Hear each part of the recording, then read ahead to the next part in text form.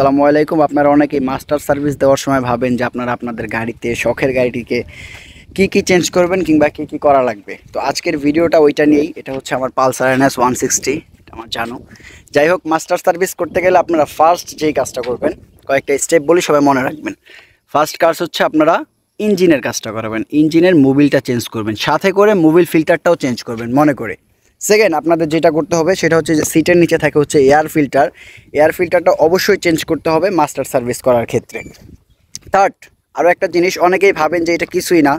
এই যে আপনি দেখতে পাচ্ছেন যে এই আমার পিকআপটা, এই পিকআপ ফ্রি প্লে কিন্তু অনেক ছোট, কিন্তু গাড়ি চালানো অবস্থায় অনেকের এই ফ্রি প্লেটা এইরকম অনেক দূরে চলে আসে। এইটা অ্যাডজাস্ট করে নেবেন, আপনারা মিস্ত্রিকে বললেই মেকার নিজ দায়িত্বে এটা ঠিক করে দেবে। থার্ড, আপনারা আছে অনেকেই বাইক চালান কিন্তু কখনো ব্রেক প্যাড বা ব্রেক শোটা চেঞ্জ করেন না। অবশ্যই টাইম টু টাইম ব্রেক শোটা চেঞ্জ করতে হবে, নয়তো কিন্তু আপনার এই যে ডিস্ক দেখতে পাচ্ছেন, ডিস্ক ক্ষয় হয়ে যাবে। থার্ডলি, মাস্টার সার্ভিস করানোর ক্ষেত্রে অবশ্যই আপনাদের চেনটাকে অ্যাডজাস্ট করে নিতে হবে, নয়তো বা এই চেন দিয়ে আপনি ভালো মানের গতি পাবেন না, আপনার মাইলেজ বেশি খাবে। আরও একটা কথা ভালোভাবে বলি, এয়ার ফিল্টারটা অবশ্যই চেঞ্জ করবেন। এয়ার ফিল্টার হচ্ছে আপনার গাড়ির নিঃশ্বাস। এয়ার ফিল্টার যদি চেঞ্জ না করেন, আপনারা কিন্তু গাড়ি থেকে কখনোই ভালো টপ পাবেন না, কখনোই ভালো মাইলেজ পাবেন না।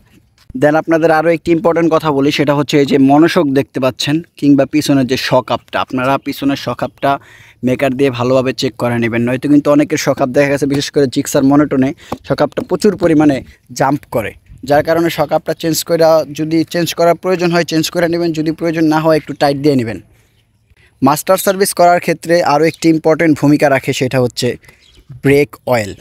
আমরা যারা বাইক কিনি, বাইক কেনার 8,000, 10,000, 20,000 কিলোমিটার চলে যায়, কিন্তু কেউ কিন্তু কখনো ব্রেক অয়েলটা চেঞ্জ করি না। টাইম টু টাইম ব্রেক অয়েলটা অবশ্যই চেঞ্জ করে নিতে হবে। আপনার 8 থেকে 10,000 কিলোমিটার পর ব্রেক অয়েল চেঞ্জ করবেন, নয়তো কিন্তু ব্রেকে আপনি পারফরমেন্স কখনোই ভালো পাবেন না। মাস্টার সার্ভিসের ক্ষেত্রে অবশ্যই ব্রেক অয়েল চেঞ্জ করবেন। সাথে আপনাদের যাদের বাইক লিকুইড কুল, এয়ার কুল না, যাদের বাইক লিকুইড কুল, অবশ্যই লিকুইডটা চেঞ্জ করে নেবেন। লিকুইডটা চেঞ্জ না করলে আপনার বাইকের যে ইঞ্জিনটা ওভারহিট হবে, ওই ইঞ্জিনটা ঠান্ডা হতে প্রচুর পরিমাণে সময় লাগবে। অবশ্যই মাস্টার সার্ভিস করার ক্ষেত্রে এই দিকগুলো আপনারা এটা ভালোভাবে মেনটেন করবেন। তারপরে দেখা গেছে যে পিছনের চাকা, অনেকের গাড়ি পিকআপ তোলার সময় এদিক ওদিক খেলে, সেক্ষেত্রে আপনি পিছনের যে নাট বল্টু এগুলো আছে, এগুলো অবশ্যই ভালোভাবে টাইট করে নেবেন মাস্টার সার্ভিস করার ক্ষেত্রে। সব থেকে ইম্পর্টেন্ট বিষয় সেটা হচ্ছে আপনার বাইক যদি কার্বোরেটর হয়ে থাকে, অবশ্যই কার্বোরেটরটা একটু টিউন করে নেবেন। কার্বোরেটর যদি কোনো প্রবলেম থাকে, কার্বোরেটরটা একটু পরিষ্কার করে নেবেন। এটা কিন্তু মাস্ট, আপনাদের এটা করতেই হবে। সেকেন্ড, আরও একটা অপশন আছে, সেটা হচ্ছে এই যে আপনি দেখতে পাচ্ছেন ব্রেক, অনেকে ব্রেকের সমস্যা হয়, অনেক দূর পর্যন্ত আসা থাকে, সেক্ষেত্রে আপনার প্রবলেম হয়। বিশেষ করে এই সমস্যাটা হয় হচ্ছে ক্লাসে। এই যে দেখেন আমার এইটা কি সুন্দর ফ্রি প্লে, ঠিক আছে। এটা অনেকের চলে আসলো, এরকম দূরে আসার পরেও ক্লাস কিন্তু ছাড়ে না।